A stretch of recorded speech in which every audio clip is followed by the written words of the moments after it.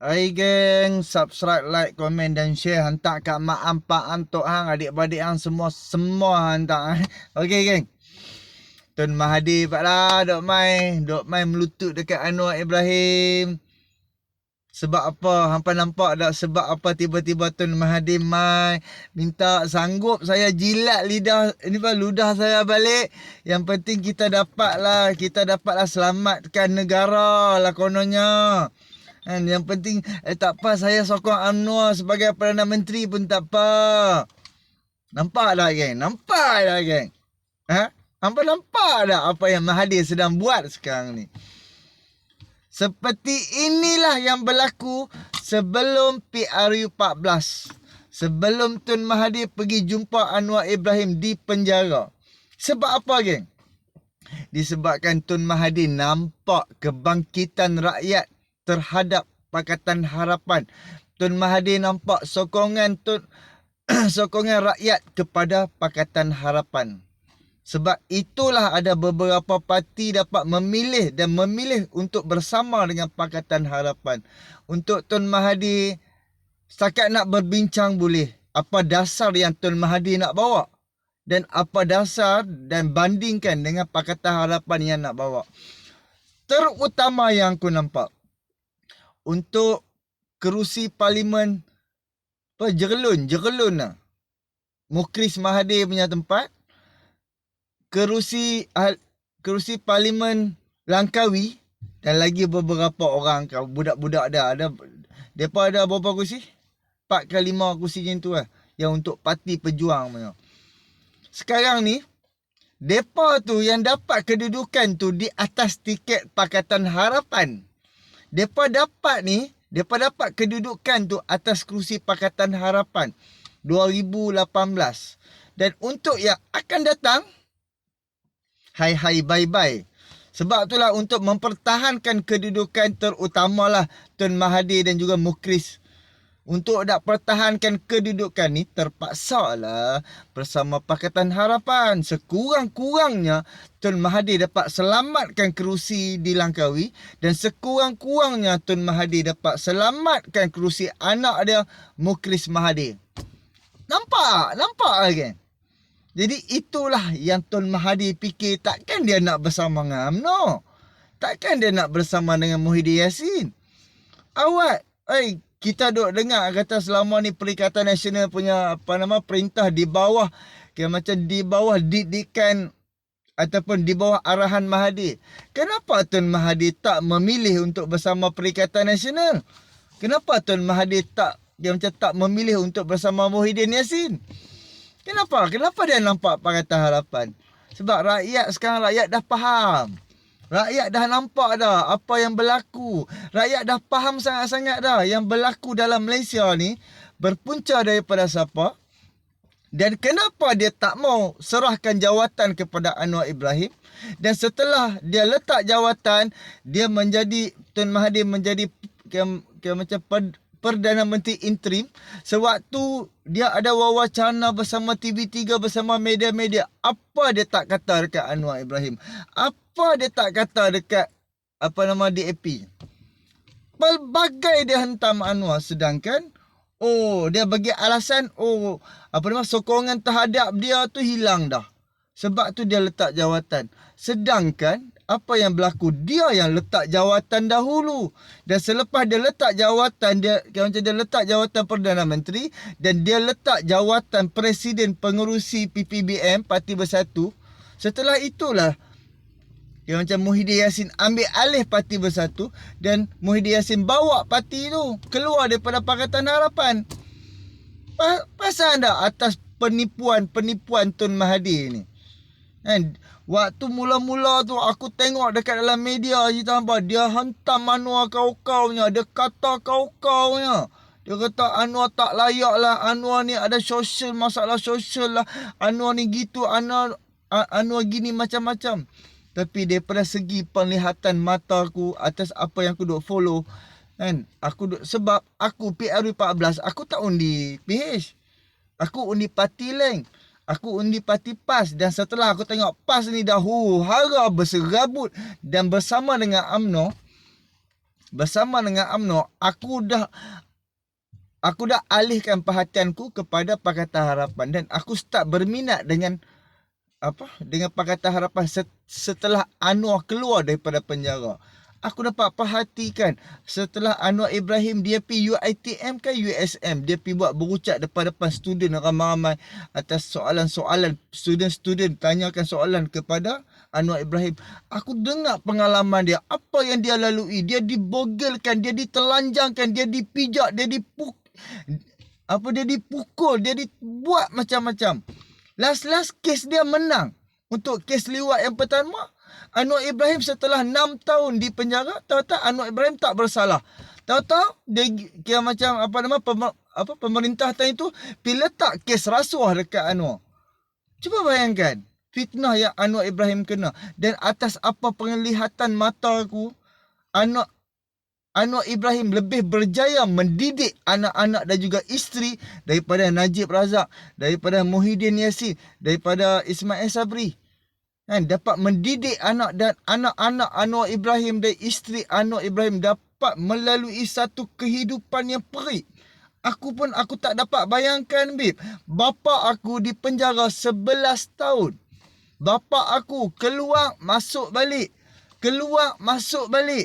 Kes apa? Kes liwat yang tak masuk akal.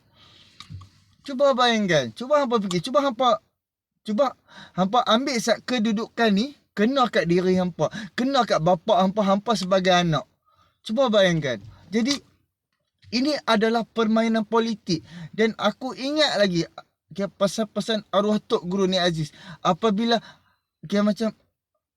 kita masuk ke dalam politik dan ada kita punya kemajuan di dalam politik, kita punya rakyat pun suka kita, berjagalah, doalah banyak-banyak, beribadatlah banyak-banyak supaya kita dihindari daripada fitnah.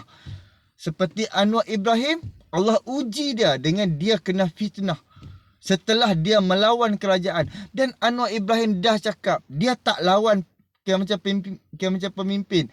Dia tak lawan individu di dalam kerajaan. Dia melawan sistem kezaliman, ketidakadilan yang ada di dalam kerajaan. Kita kena faham tu, geng. Sistem ni lah yang Anwar Ibrahim nak naik sebagai Perdana Menteri. Anwar Ibrahim nak ubah sistem ni.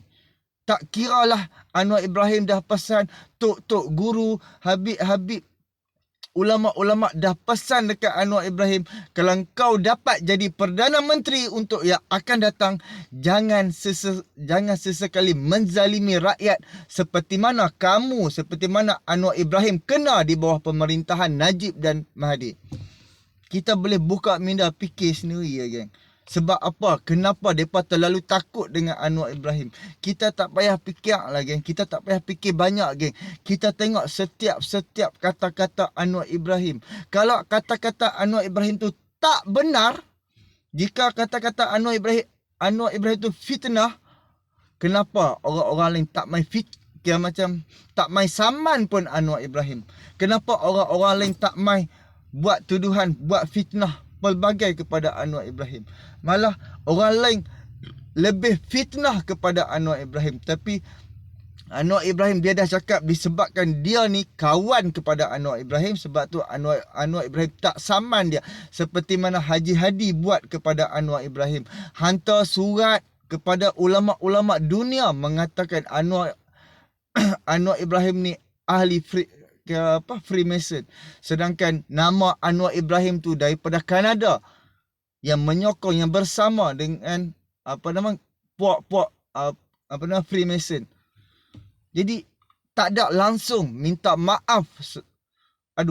Tak faham hang serban atas kepala, Habib. Hang belajar agama, Habib. Hang kononnya puak-puak PAS memberi nama Tok Guru kepada hang. Tapi tak ada langsung keluar daripada mulut hang minta maaf. Tapi kalau orang-orang lain, parti-parti mana bersama duduk dengan hang, terus hang tak kapikan dia. Terus hang tak fitnah ada macam-macam. Kita sendiri nilai, geng. Kita nak lebay atas kepala, tapi tak ada akhlak tu, tak ada. Akhlak tu tak ada. Dia nak angkat pimpinan yang terang-terang jelas gagal. Dia buat pilihan raya, orang dah cakap jangan buat pilihan raya di Sabah. Tapi tetap mereka nak berebut kuasa, mereka nak berebut memerintah Sabah. Mereka buat pilihan raya. Dan setelah buat pilihan raya tu, kita rakyat kena hadap, geng. Duduk dekat perkampungan tak rasa sangat, geng. Duduk di bandar ni, geng. Kami duduk di KL, duduk di Selangor ni, sangat-sangat perit di waktu zaman darurat yang dilakukan. Berapa banyak kontraktor-kontraktor yang duk buat renovation di rumah-rumah tak boleh jalan, geng. Sini bukan rumah kampung, geng. Sini rumah kondo, pakai lift. Akan berlaku sentuhan sewaktu lift tu. Bila buat darurat, management tak bagi masuk, geng. Depa senang lah bulan-bulan masuk. Alhamdulillah kawan-kawan hak yang mana bulan-bulan masuk okey. Yang mana yang tak masuk ni, geng. Berapa banyak di kawasan KL Selangor yang duk angkat bendera putih. Kan? Lepas tu untuk nak selamatkan kedudukan dia sebagai Perdana Menteri, dia buat darurat. Yang lebay ni dia angkat memberi kedudukan bertaraf menteri duta khas ke Timur Tengah. Apakah manfaat dengan kedudukan yang dia beri kepada rakyat Malaysia? Dengan hanya mengeluarkan kata-kata yang membinatangkan orang, mengkapirkan orang. Apakah manfaat yang Haji Hadi ni buat untuk rakyat Malaysia? Aku nak tanya hampa, tolong jawab, tolong komen di bawah. Apakah manfaat Haji Hadi beri kepada rakyat Malaysia? Ataupun Haji Hadi ni menunjuk kebodohan dan menjatuhkan watak-watak sebagai seorang pemimpin. Tok Guru, dia macam arwah Tok Guru Nik Aziz pun, mulut dia berjaga tidak seperti Haji Hadi. Arwah Tok Guru, dia setiap perkataan dia lebih berjaga-jaga daripada Haji Hadi. Sehingga kan Haji Hadi membinatangkan orang. Waktu hang bersama dengan UMNO, hang jilat UMNO, hang kata ini perpauduan ummah lah, itu ini bla bla bla. Tahu-tahu hang bergaduh. Sebab apa? Siapa yang bagi duit hang pergi duduk tu kan.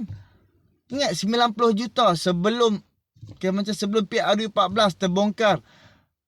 Sarawak Report keluarkan kenyataan kata Haji Hadi terima 90 juta. Bro, orang nak bagi takkan nak masuk bank. Ini rasuah lah, rasuah yang ada akai, mereka takkan guna bank. Najib seorang je yang rasuah tak ada akai menggunakan bank. Ini memanglah tak ada bukti, tapi Sarawak Report keluarkan laporan, keluarkan kenyataan Haji Hadi saman Clay Brown Sarawak Report di Australia dan settle di mahkamah Australia, settle di luar mahkamah, selesaikan kes 90 juta tu di luar mahkamah dengan Haji Hadi membayar 1.4 juta ringgit kepada Clay Brown. Dia balik Malaysia, dia kata dia menang. Lepas tu Clay Brown bengang lah. Waktu di sana, hang macam-macam sampai hang bayar kan, kos guaman. Tapi kenapa hang tak saman hang tu hang tak menggunakan mahkamah Malaysia? Kenapa hang menggunakan mahkamah di luar negara? Dan apabila hang balik Malaysia, hang kata hang menang. Sedangkan hang yang kalah sebab hang kena bayar kepada Clay Brown 1.4 juta. Memanglah SPRM buka akaun bank semua tak memang tak ada bukti. Sebab rasuah menggunakan cash memang tak ada. Melainkan ada ambil gambar, ada bukti-bukti. Lokman Adam sendiri pun cakap kawan dia seorang dah mati, seorang lagi masih hidup. Jadi fikirlah, geng. Hang nak ulama' baik ke ataupun ulama' jahat seperti yang ada di dalam PAS. Kerana politik sampai dia buat ahli-ahli dia menjadi pentaksub kepada Haji Hadi, pentaksub kepada PAS. Kalau orang yang sokong PAS dikira Islam, orang yang tak sokong PAS dikira kafir. Fikir, geng. Zaman Rasulullah menjaga pelbagai kaum di Mekah. Tak kiralah kafir ke Islam ke, Rasulullah menjaga. Seperti mana video macam Tok Guru Nik Aziz, Islam sampai dekat China lebih awal, geng. Islam sampai dekat China lebih awal daripada tanah Melayu. Kan? Jadi kita kena terima hakikat. Negara kita ni pelbagai kaum. Kita tak boleh angkat, kita tak boleh fokus kepada bangsa Melayu saja. ada kaum Sabah Sarawak bukan orang Melayu, bukan orang Islam. Ada aja kira macam berapa persen orang orang Islam. Jadi takkanlah hang kalau macam PAS jadi kerajaan, PAS fokus kepada Melayu Islam. Habis bangsa lain boleh katakan kalau Haji Hadi naik sebagai presiden ke ataupun naik sebagai Perdana Menteri ke, timbalan Perdana Menteri ya, memang dia akan resis gila-gila punya. Dia kira macam dia tak boleh terima hakikat. Malaysia ada pelbagai kaum dan yang memegang ekonomi Malaysia adalah Cina, kena ingat tu. Dan hidup dan mati hang pun keperluan rumah hang, keperluan untuk perkakas rumah hang Cina yang sediakan. Jadi kita perlu bersatu geng, tak kira Cina, Melayu, India. Yang penting agama persekutuan adalah agama Islam, bangsa Melayu yang warga negara yang diutamakan. Tapi disebabkan propaganda buka fitnah sana fitnah sini kan. Tambah pula yang kes baru ni, yang kata Israel punya ni. PAM disebabkan macam 2018 atas pilihan raya macam menggunakan logo parti PKR, dan orang yang kena tangkap tu, dia ada posting 2018 dulu undilah macam Pakatan Harapan. Depa ni gege UMNO, gege PAS apa seronok buat ambil balik status posting dia tu. Oh, inilah parti PKR punya orang. Sedangkan dia tu PRU14 menggunakan logo PKR. Depa tak ada modal, depa menggunakanlah modal tu. Fikir kan? Depa cerita dah bila sebelum ni depa nak guna modal RUU 355. Depa menggunakan modal hudud. Sekarang dah modal tu depa dah depa dah ada dalam kerajaan, depa tak boleh buat. So depa menggunakanlah modal. Oh, hang ni menentang raja-raja, hang menentang Melayu, hang menentang macam-macam, hang fitnah macam-macam, tapi bukti satu pun tak ada. Adakah akidah akhlak dia ni bagus? Sebab apa? Dia memfitnah dan mengeluarkan kenyataan tapi bukti tak ada pun. Fikirlah geng, sampai bila kita nak diperbodohkan? Di Kelantan 30 tahun dah memerintah, takkan jadi macam ni geng. Takkan jadi macam ni yang duk kata Serambi Mekah. Di Mekah sana, di Mekah Arab Saudi, tak ada masalah ayak kan? Tak ada masalah jalan raya ke apa, tak ada. Ni di Kelantan yang duk kata Serambi Mekah, masalah ayak buat ayak cak ayak buat ayak keruh TO TH Takkanlah masalah jalan di Mekah, di Jeddah, tak ada masalah jalan-jalan bertampung. Di Kelantan jalan selorong, two way je. Kan? Lepas tu bila orang minta pembesaran, oh mereka pakai setahun sekali je. Fikir geng, yang menggunakan agama tanpa memikirkan ekonomi rakyat. Kita perlu memikirkan agama dan memikirkan ekonomi. Ini hanya nak kuasa, nak mengekalkan kuasa sampai mampus dengan kuasa. Okey? Fikir-fikirkan tolak Barisan Nasional, tolak Perikatan Nasional, tolak PAS, tolak Bersatu, tolak UMNO, tolak GTA. Kita tak perlu, kita ada kekuatan kita sendiri. Okey? Fikir-fikirkan kita perlu buat perubahan demi masa depan demi masa depan anak-anak cucu-cucu kita. Hari ni umur kita 30, bayangkan 20 tahun, 50, kita dah tak larat lah geng. Kita dah tak larat nak buat kerja ekonomi, macam cuaca pun berterabak . Jadi kalau tak buat perubahan hari ni, mampus kita geng. Okey, fikir-fikirkan. Subscribe, like, komen dan share. Hantar kat mak ampak untuk hang. Assalamualaikum.